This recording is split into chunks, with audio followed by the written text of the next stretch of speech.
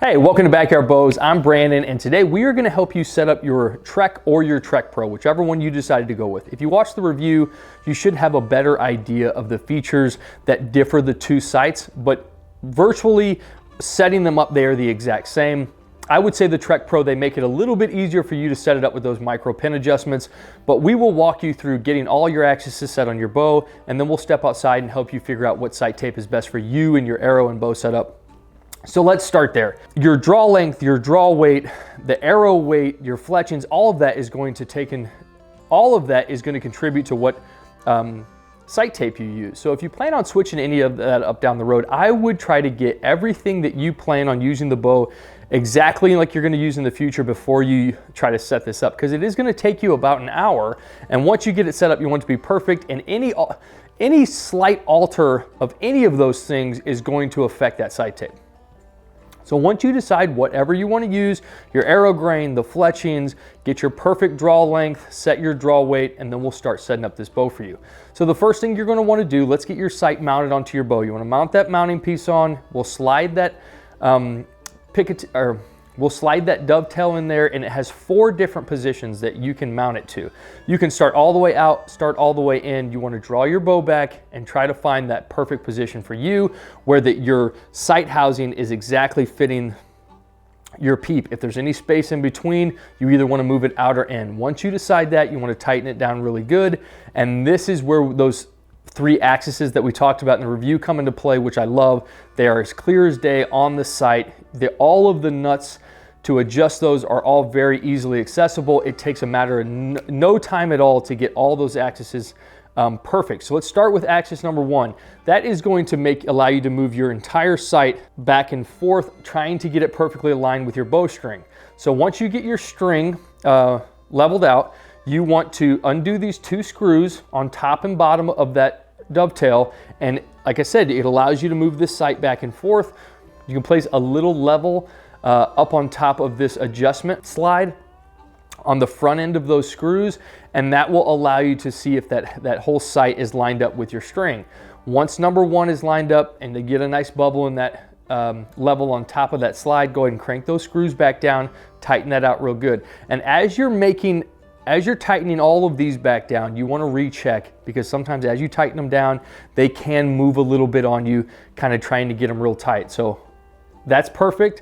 Now we'll go to the second. The second one, you undo these 2 bolts in the front of the sight here, and this allows your sight housing to move up and down. You want to use the level on the inside of the sight housing, and you want to get that one perfect. Again, crank those back down. Each second and third axis has 3 different marking places to kind of help you figure out how much you're adjusting and which one that you're on. Once you get that bubble inside that south housing perfect, you want to tighten those back down. So on to the third axis. And this is important for anybody who's going to be taking uphill or downward shots. For me, it's important. I climb in really high, and I find myself almost facing the ground at a really hard downward angle a lot. So this is important for me. So I actually got an Outdoors Mountain Product Micro Tune bow vise here, and so I can make sure and get this perfect every time. If you don't have one of these, you can find somebody who does. You can actually use a door frame. So there's a couple different ways that you can get that third axis set up, but I think this is important to get that in. And so as you tilt this bow forwards or backwards, you'll see that level wants to shift a little bit inside the sight housing. And so that third axis, if you undo those bolts on the bottom, it will let you pivot that sight in and out. And you want to just adjust it to where even at a facing downward angle, your sight is perfectly level. Okay, so once you get all of those set up, make sure everything's tightened down real good, and now we'll start slinging some arrows. So before we start slinging some arrows, there's something that is really cool, a feature on these, which I mentioned in that review, is that dead stop position. So you want to crank your slide all the way up until it hits that little pin at the bottom. And we'll talk about this a little bit more later, but that is a super important feature on these for me. As I said in the review, if you adjust your slide for a 50-yard shot and all of a sudden a buck comes in behind you at 20 and very quickly you need to readjust your slide, you can just, without looking, kind of crank it down till you feel that stop, and you will know that your pins now are back to 20, 30, 40, which is what we're going to set them at. I love that feature, and I think that's really important because you don't always have time to look. Things can happen fast. That makes it so you can unlock, readjust, lock back down, and you're ready to go. So you want to adjust that all the way up. Now your sight is as high as you could possibly get it. So there's 4 screws on that slide that let you adjust that whole sight housing back down. You want to loosen all of those up, and you want to get it back down to your pins or on the paper. And we'll start making our adjustments from there, okay? So I tightened the top 2 back down, keep the bottom 2 loose until we really get it how we want to, and now we can start slinging some shots inside. So my first shots were low and to the right. So I'm gonna do my lateral first. So I'm gonna do my left and right first. I'm gonna walk my way over till I'm right under where I'm shooting. Once I feel good about that, then I'll start walking my way up because I was low. Once I feel like I am good at 15 yards here inside the garage, anywhere between 12 and 15 yards, that's when I feel like we can tighten all 4 of those bolts back down and we can start making those micro pin adjustments for our 20 yard. Okay, so now we're outside, we have a little bit of room to shoot. You need to find a range or an area that's gonna allow you to shoot up to 60 yards. And actually at the very end of this, I will show you a different way. If you don't feel comfortable shooting out to 60, 40, 45, 50 is your max, I'll show you another way that you can figure out a sight tape. But for right now, we're gonna do it as they recommend. We're gonna sight in our 30 and our 60, and we're gonna use that sight gauge tool that they give us in our box. So inside the garage, I walked my way over using the sliding adjustment, not the micro windage, and then I walked my way up using, loosening those 4 bolts and sliding the entire housing on the elevation slide. So now that I'm right where I want to be, I want to lock everything down, and I'm going to make these last minor adjustments using the micro pin adjustment.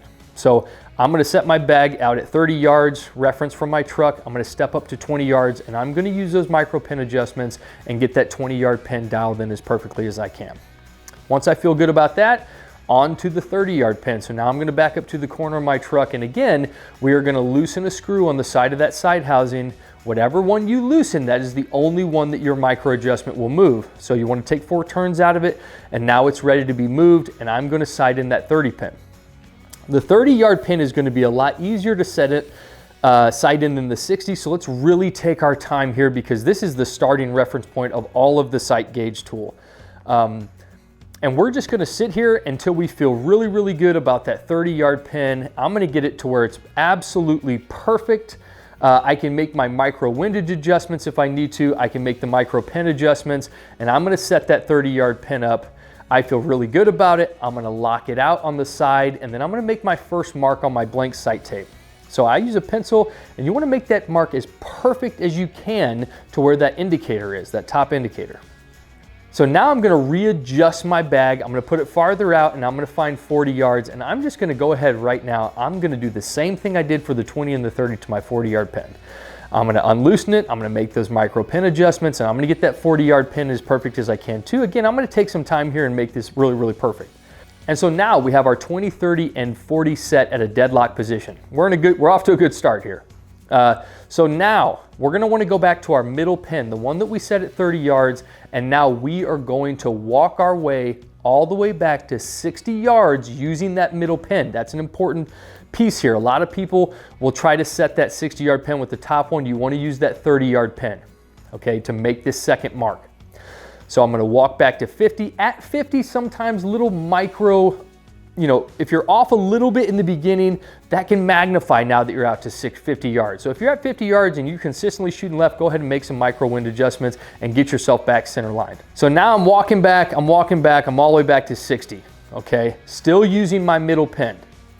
Now, if you're having a hard time here at 60, feeling confident about where that shot's going and you're getting fatigued, I say put it down, come back another day. Okay, you can reset up at 60 yards the next day. You'll be right there with your middle pin, and you don't move anything, and you just kind of keep adjusting. But if you get fatigued and you keep trying, sometimes things can get worse, and it gets harder and harder to find that perfect dialed in position. So don't try to work through fatigue. Take a step away, come back, redo it. So let's say you do come back the next day. We're at 60 yards. We're feeling good about where we're placing shots. I would say shoot a couple. Make sure that 60-yard feels really, really good before we make that indication on that blank sight tape. And again, I keep pointing this out, but we're still using that 30-yard pin, the middle one. And we have used now our elevation slide. We slid it all the way down to our 30-yard pin is shooting on the money at 60. And again, with that top indicator, we're gonna make our second mark on our blank sight tape. Okay, again, make it perfect as you can right on the end of that pin. Because as you look on this sight gauge tape tool, everything is really close. I mean, there's not really much room for error. So make those marks on your blank sight tape as accurately as you can. If you feel really good at this point, and now it's time to go back and let's find our sight tape that best fits us. So we're gonna use both sides. And again, I can stress this point. One side, let's say you line it up and it looks really, really good. So right now I think the J looks pretty good, pretty on the money. But as you flip it over, now the I is perfect. So again, use both sides. One of them will probably line up absolutely perfect. Don't just feel comfortable with whatever it kind of lines up on. Find one that it's perfect with. So mine's I. I'm gonna throw it on there. I'm gonna step back outside and I'm just gonna throw that first indicator all the way down to 80 yards and I'm gonna take an 80-yard shot, and this will just kind of be a little bit of reassurance on if I was on the money or not. And I think that's something, if you feel comfortable doing, go ahead and do. So now let's go back for those of you who do not feel comfortable shooting at 60 yards. Let's say 45 is your max. Here's what I want you to do. I want you to dial in the 20, 30, and 40 all the way in deadlock position.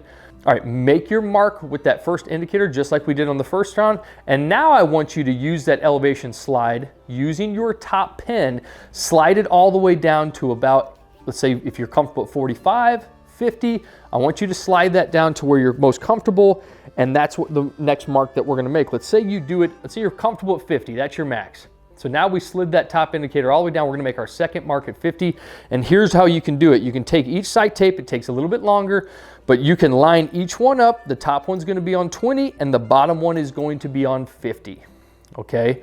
And again, you will find a sight tape that best fits you. One of them will probably stand out more than others. I think it's probably more accurate doing the way that CBE suggested, like I showed you the first time. But if that's something you just don't feel comfortable with yet and you don't think you're consistent out to those ranges, this is just another way to do it. You can even go to 45 yards and find that sight tape which matches perfectly to you. I think the best part about these sights is once you get it all set up, you're confident, you lock everything down, it's not going anywhere. This sight is going to be from the first shot to the last shot on whatever setup you have, it's gonna be just as accurate. This thing is durable, it's solid. As long as you don't make any changes, like I talked about in the beginning with your arrow weight, fletching, draw length, draw weight, if you don't make any micro change to this setup, it will be perfect for as long as you use it. All right, so here's something else. They have those two indicators that come standard on this sight. And the reason that this is important, let's say you have your first one set on 20, your second indicator set on 40, but you want to shoot a 53-yard shot. If you don't want to move that 20-yard indicator all the way down to 53 or 67 or whatever it may be, you can use that second one, which is a lot less travel on that slide, a little bit quicker, and you can use the bottom pin and you can shoot, let's say, a 67-yard shot by making a less adjustment. Me personally, I go to a single indicator. I have my 20, my 30, my 40 set in my sight, and if I want to shoot anything over that, I just use my top pin and I slide that indicator down to whatever I want to shoot. I like shooting from my top pin. I like a little bit of clearing over the top pin where I can see through my housing. That feels more comfortable to me, so that's kind of how I have mine set up for the field. If you're interested in a sight, click on one of the links below, rewatch the video, get it all set up for yourself. If you have any questions, leave them in the comments. We'll help you if we can. We love interaction. Above all else, once you get set up, get those reps in on the daily. We'll see you next time. Hey, thanks for watching. If you haven't already, hit that like button, leave us a comment. I love interaction. Make sure you subscribe to the channel. We have so much more to come. Follow us on Instagram, Facebook for updates of anything else that we're going to review. If there's something that you're interested in, hit those links below and check them out. And make sure, no matter what your setup is, what bow you're shooting, get your reps in on the daily. We'll see you next week.